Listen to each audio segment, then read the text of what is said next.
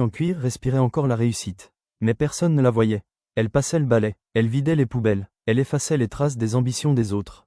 Invisible, silencieuse, fatiguée, mais jamais brisée, est sa vie invisible. Elle arrivait à 22 heures. Les employés quittaient l'immeuble en costume.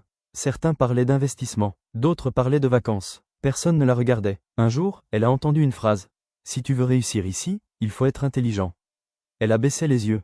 Elle avait arrêté l'école à 16 ans. Non pas par choix, mais par nécessité. Sa mère était malade, son père absent. Elle travaillait pour survivre. Mais dans son sac, il y avait toujours un livre. Toujours. Les humiliations. Un soir, un employé a laissé tomber un café. Il l'a appelé. « Eh, tu peux nettoyer ça ?» Pas un regard, pas un merci. Elle a nettoyé. Mais ce soir-là, quelque chose a changé. Elle ne voulait plus seulement nettoyer les rêves des autres.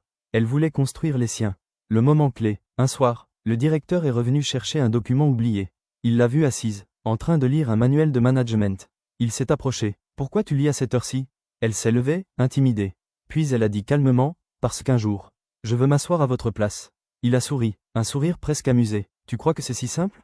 Elle n'a pas répondu, mais dans ses yeux, il y avait une promesse.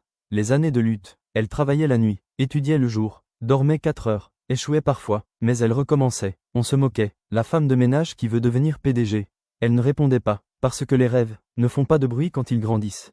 3 ans. 3 ans de discipline. 3 ans de silence. La transformation. Le jour des résultats. Elle a tremblé, diplômée, major de sa promotion. Le directeur l'a convoquée, pas comme femme de ménage, mais comme candidate. Quelques semaines plus tard, elle entrait dans le bâtiment. Mais cette fois, en costume, en talons, les mêmes couloirs, le même bureau, la même chaise, mais une nouvelle histoire. Ne te moque jamais de quelqu'un qui travaille en silence. Parce que tu ne sais pas ce qu'il construit dans l'ombre. Les rêves ne crient pas. Ils poussent. Et un jour, ils fleurissent. Si cette histoire t'a touché, abonne-toi, parce que la prochaine histoire pourrait être la tienne.